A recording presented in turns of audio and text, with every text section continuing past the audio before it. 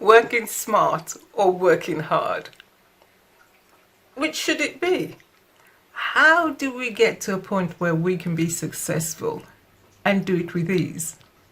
Hi, I'm Jen Joseph, here to release your confidence. Okay, so I've just put a question out there. What should we be doing? Should we be working smart or should we be working hard? Well, you know what? That depends on the paradigm that we're coming from. Identity is key. Who am I? Now, this is a question that we all ask when it comes to working smart or working hard. We all ask this question: who am I to be doing this? Who am I to be hurt this way? Why do they keep doing this to me? I'm not good enough. Or I'm the best. Nobody's better than me. And there's no foundation to it. Oh dear. But here's another question. Should we just be waiting for other people to tell us how good we are? I think that there is value in being proud of yourself. There's a lot of value in that, because then at least you know where you stand. But constantly waiting for other people to validate you, no, that is just not worth it. The other thing we could do, of course, is look at ourselves. We can do a bit of introspection, a bit of self-inquiry. What internally is driving the way we work? Are we working from a sense of disappointment, from a sense of overwhelm, from self-talk that is destructive? Are we working from intention, or are we working out of this sense of joy and satisfaction? What is going on internally? Now, here's the thing. Disappointment is built on expectation that has no foundation, and it's built on how people respond to us, our product or our service. So if they're not responding, we get deflated, and it becomes, why don't people want me? Why don't they want my product? It's the best in the world. Well, of course, if you started with this sense of just being ambition focused, then you're going to have to work hard, because you've got to look as well as what is the motivation factor behind your ambition. Okay, overwhelm. Overwhelm, obviously things are coming in and they're just piling and piling and piling, and they're not getting resolved in between. And so we're left then with this cup that is overflowing, and there's no way to capture what's flowing out of the cup.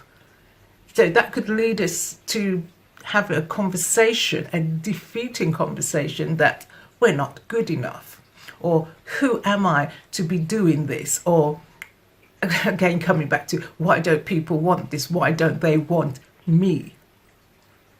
Or we could be working from a sense of satisfaction. And here's the amazing thing about satisfaction and joy. You end up working from your purpose. You work in flow. Whilst in flow, you are picking up inspiration. And as you become inspired, you innovate. And that innovation tends to match what people want. And because you are matching their wants and their desires, they are going to be attracted to you, your product, or your service. So, do we work smart or do we work hard? And how do we get into the flow? Well, there's something else we have to examine. Let's look at our faith and our beliefs. So, as we know, beliefs can be acquired. Well, we know they are acquired in either a family circle, an environment, or a culture or a society, where within that group there is a social agreement that we all hold on to, and it links us together so that we can have some form of identity. Only that identity is not the identity of me, the I. It's the identity of the group. This is where I belong. If some of those beliefs are not challenged, they may be sabotaging the ambition, let's say we're starting from that perspective of ambition, they may sabotage the ambition, because if that socially agreed norm of belief says money is not good, and the ambition is I'm going to measure myself by the amount of money I acquire because I no longer want to suffer lack, we're going to be experiencing a lot of internal conflict. And that there are other things that will influence our beliefs. So our beliefs will be influenced around the society that we belong to, the type of friends that we want, our status within the society, the amount of finances we want, the relationships that will make us happiest. Then there's faith. Now, contrary to what is often said about faith, faith is not the belief in something that doesn't exist. Full stop. It's not that at all. Faith is the belief in a principle that continues to work time after time after time after time after time. It does not fail, i.e., E equals MC squared. We all believe that. That is a faith principle. So we can go about, because we know that this is a truth about energy. Okay, here's another example of faith. A chair that has 4 legs and is well formed will always bear weight. So we sit on that chair without considering, is it going to collapse under us? That's faith. Okay, so we have to look then at our faith principles, and our faith principles are generally governed by our perspective and our world view, how we perceive the world. You see, sometimes we are influenced by certain beliefs, and those beliefs can come from certain areas.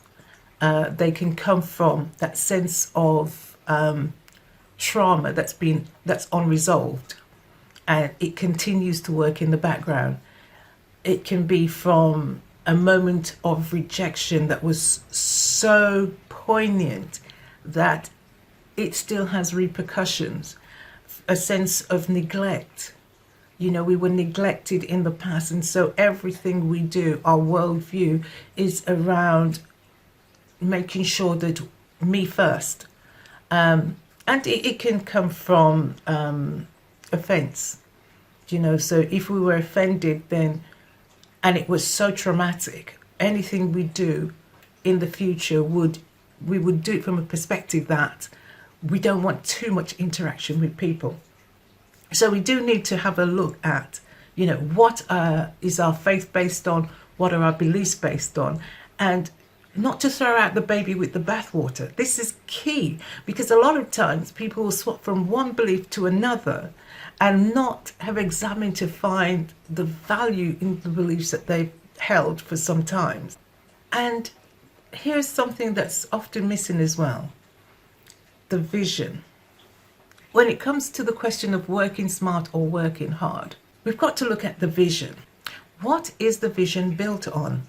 When we have that vision, are we seeing our future through our eyes, or are we seeing ourselves in the future? So we're looking at ourselves in that future doing things. How convinced are we? How persuaded are we that that future belongs to us?